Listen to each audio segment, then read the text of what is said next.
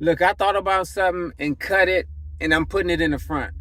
If anybody have any ideas how to get other people memberships, people who can't afford it, please let me know. Hit me up. I'm getting all the hater stuff already, and I kind of love it because it give you content. Look, it's a rare day in LA. So this is, I live over here in the valley side of Los Angeles, where I believe we get about 30% more, some people say more, sunshine than the LA side of LA. Um, anyway, I wanted to talk about safety today. This is the day 3, and the days might be mixed up because you can go at any order. You just do a day every day. So if you don't have a gym membership yet, look, you can walk.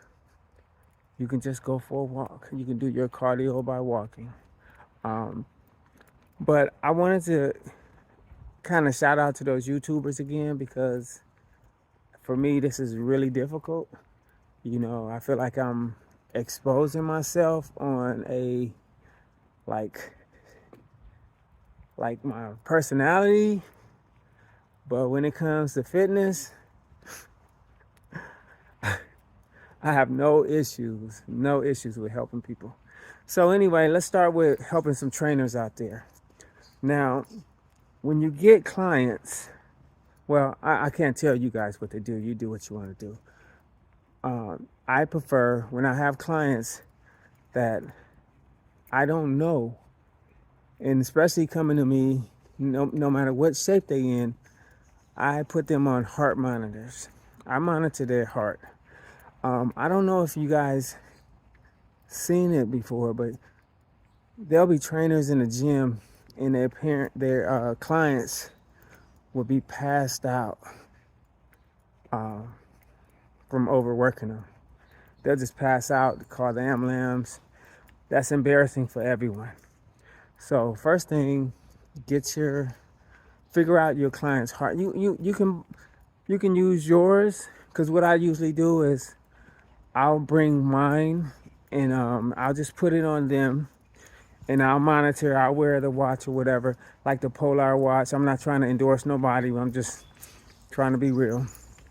But the Polar watch still has a strap where you can put a strap on them and you can wear the watch.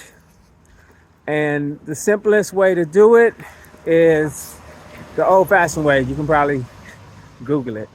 No, you just take 220 minus their age, and you definitely don't want their heart rate to go above that calculation.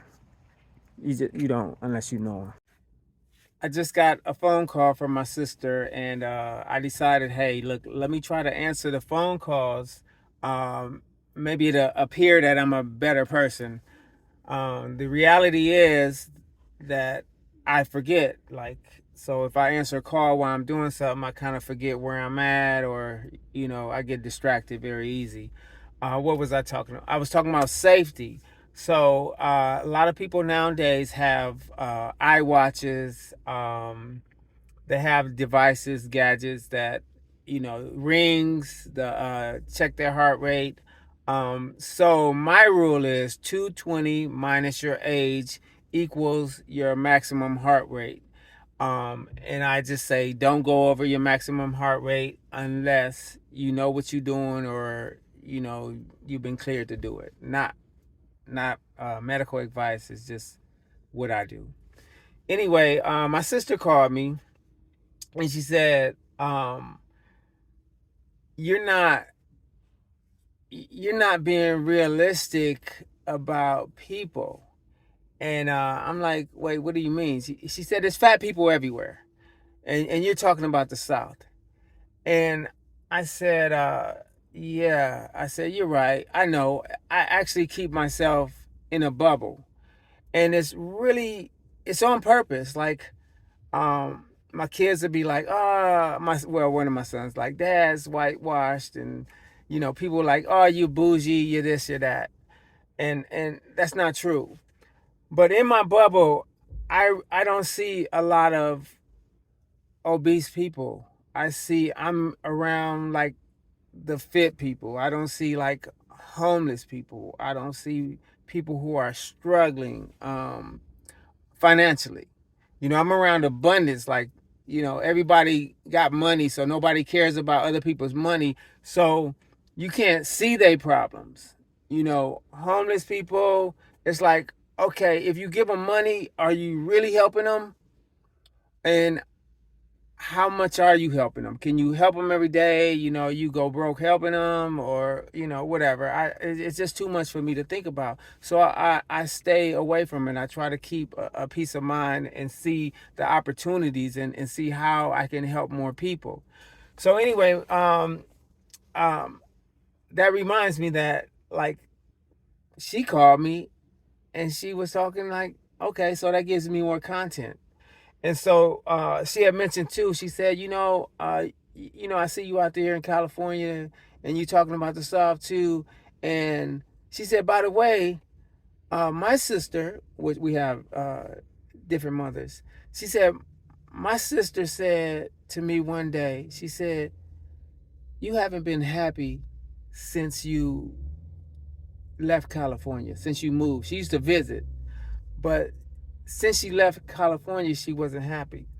And she said, well, that's not 100% correct, because the word happy uh, is maybe like more peace. And so she said, like, in LA, you got sunshine, you can get out every day, you don't need to be in the house, you got just a land of opportunities. And she said she was so much happier out here. She says, but it's a con too. It's expensive.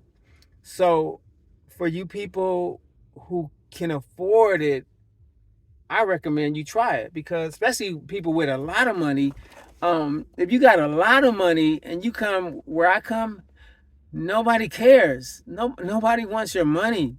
So I've been actually trying to hit up Keenan Grace to tell him to move out to the Valley in Encino or Sherman Oaks or Studio City, because that kid is going to have a lot of money, and he's not going to be able to drive the cars that he want to drive, because he don't want to be a target. Anyway, let's get back to fitness. So I'm going to figure out how to get people memberships, and that can't afford it or think they can't afford it.